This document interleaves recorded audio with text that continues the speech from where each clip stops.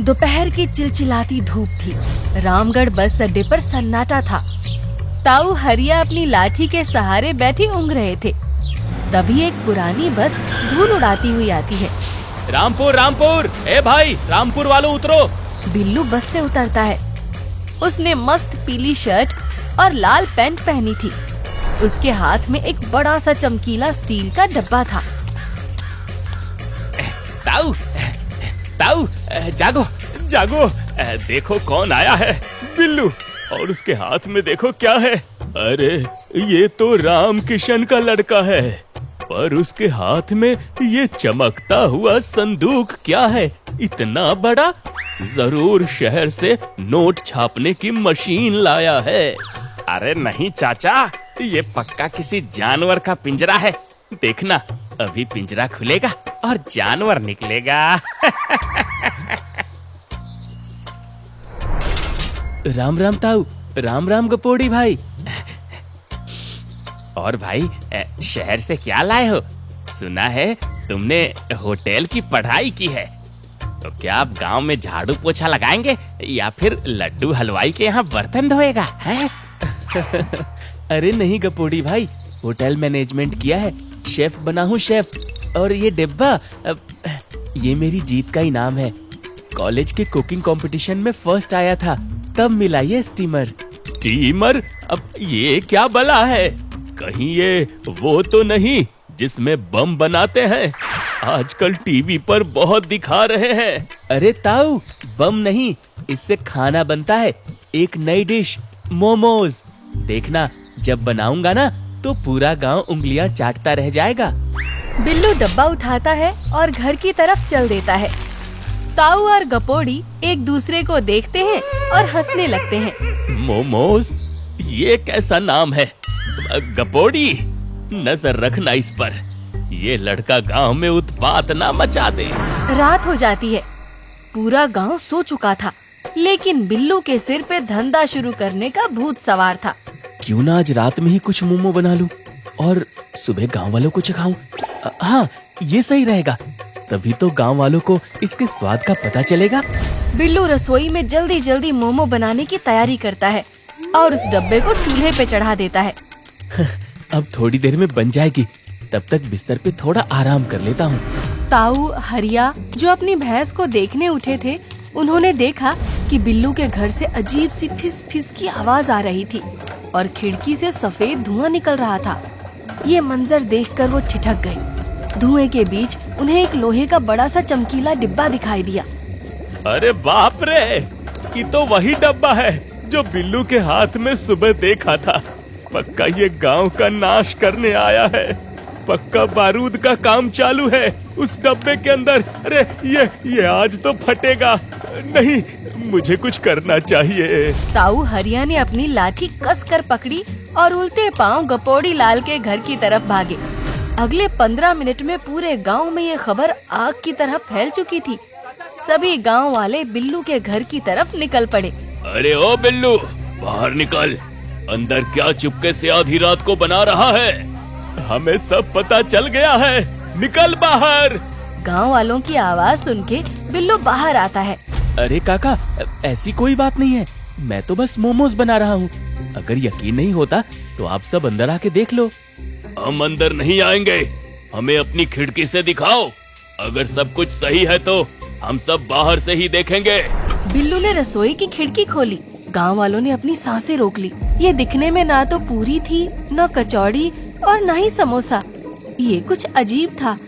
गपोड़ी लाल ने कुछ फुसफुसाते हुए बोला, अरे ताऊ, ध्यान से देखो, ये छोटे छोटे पेड़े, कहीं ये बिलुआ कोई काला जादू तो नहीं कर रहा गांव वालों पे? हैं? पक्का कुछ सिद्ध कर रहा है। पक्का ये बिलुआ भूत बुला रहा है। हाँ, हो सकता है। मुझे तो ये किसी एलियन के अंडे जैसा लग रहा है। अब बिल्लू, सच बता, तूने शहर में कोई जादू टोना तो नहीं सीखा? अरे ताऊ, भगवान का वास्ता है, ये मैदा है और इसके अंदर पत्ता गोभी है। लो, मैं खाकर दिखाता हूँ। बिल्लू ने एक मोमो उठाया और गपोड़ी को खाने के लिए दे ही रहा था कि तब तक गांव का सरपंच भीड़ चीरता हुआ खिड़की के पास आया। अरे क्या तमाशा लगा रखा है यहाँ? इतनी रात को क्या हो रहा है यहाँ?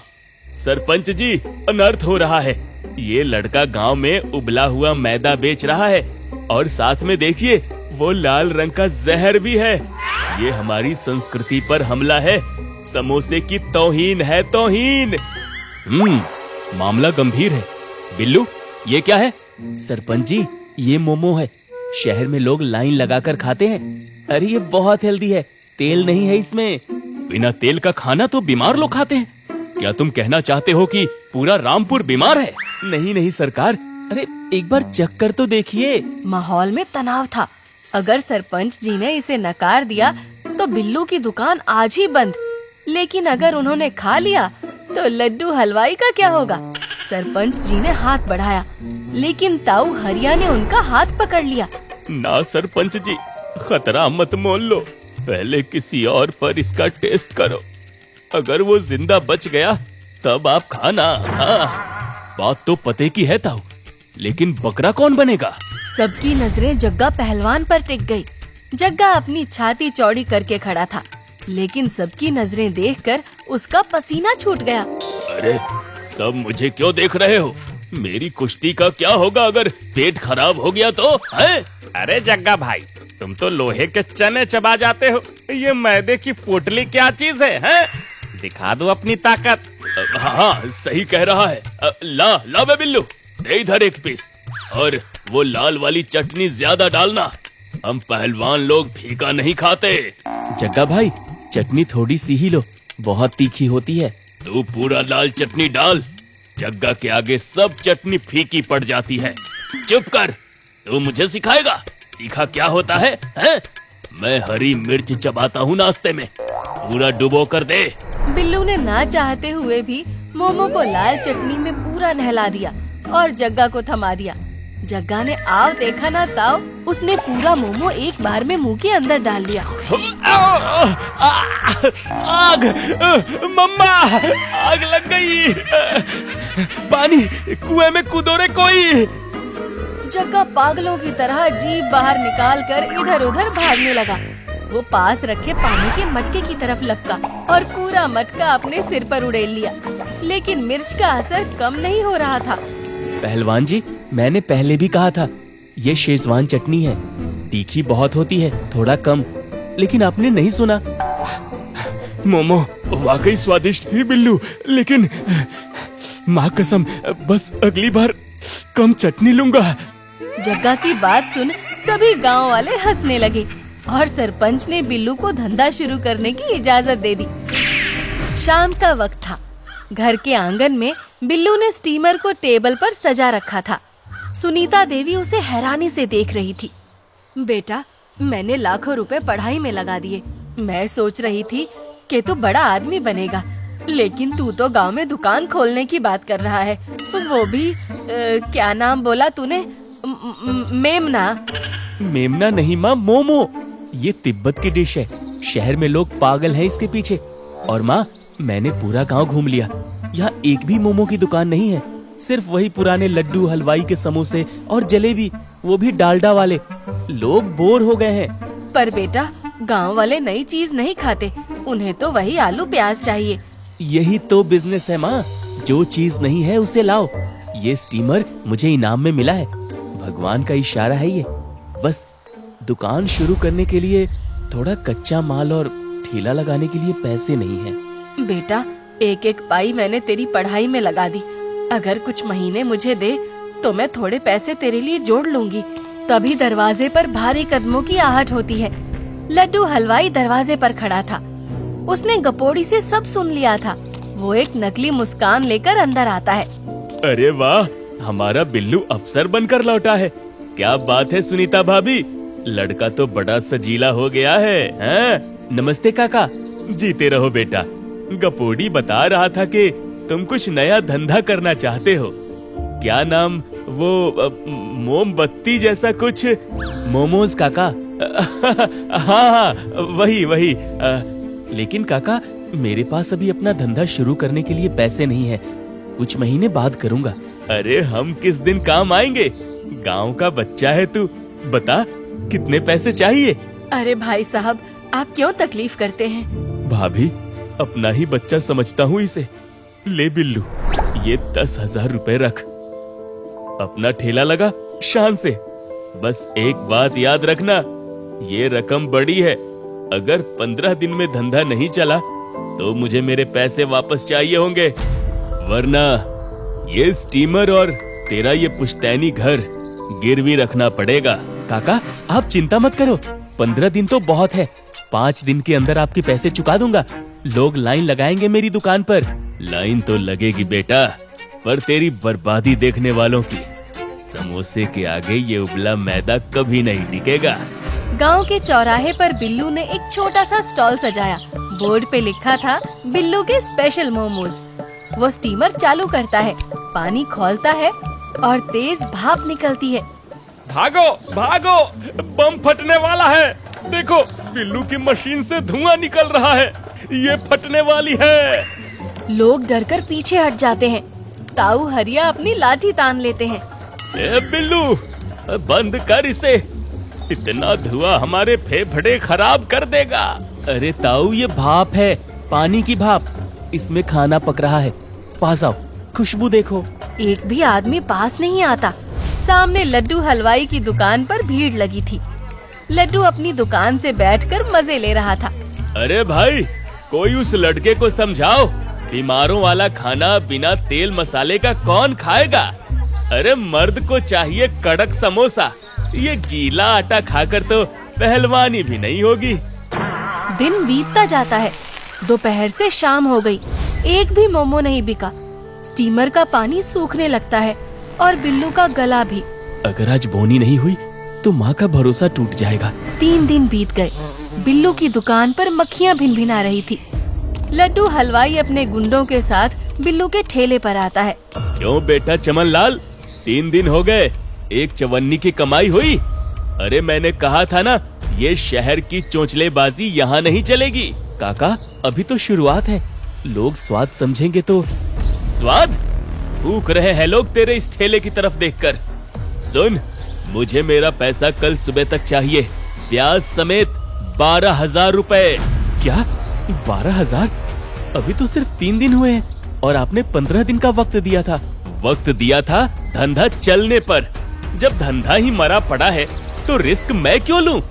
अगर कल पैसे नहीं मिले तो ये डिब्बा मेरा, इसे पिघलाकर मैं कड़ाही बनवाऊंगा। लड्डू हंसता हुआ वहाँ से चला जाता है। बिल्लू की आंखों में आंसू आ जाते हैं।